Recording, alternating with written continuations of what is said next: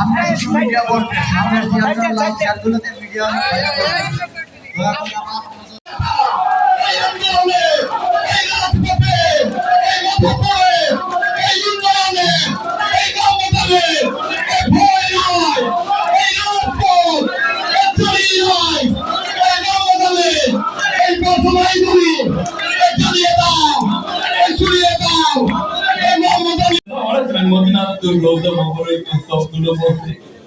আমরা যে উদ্দেশ্যে নিয়ে আজকে কর্মী সম্মেলনে হাজির হয়েছি বললাম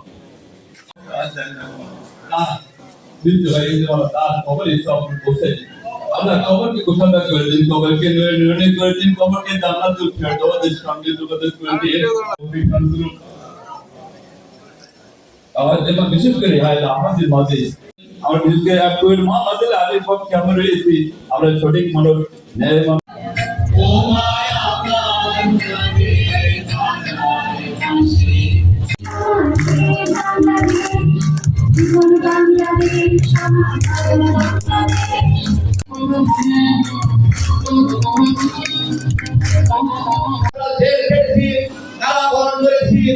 আমরা একটি শপথ নিয়েছিলাম, সেটি হলো বাংলাদেশের গণতান্ত্রিক পরিবেশ ফিরিয়ে আনবো এবং শেখ হাসিনাকে বাংলাদেশ থেকে আমরা শেখ হাসিনা সরাসরি মুক্ত মুক্ত হয়ে যাওয়া।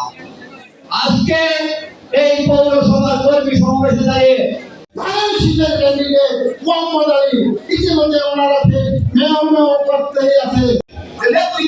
চিকিৎসার জন্য বিদেশে পাঠানো নাই।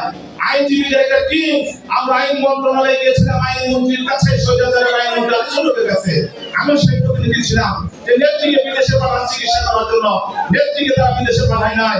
আজকে কি হয়েছে দেখেন, শেখ হাসিনা ভাত রান্না করেছিল, দুপুরের ভাত খেতে পারে নাই, চোরের মতন পালিয়ে বাংলাদেশ থেকে সে বিতাড়িত হয়েছে। কাতার সরকারের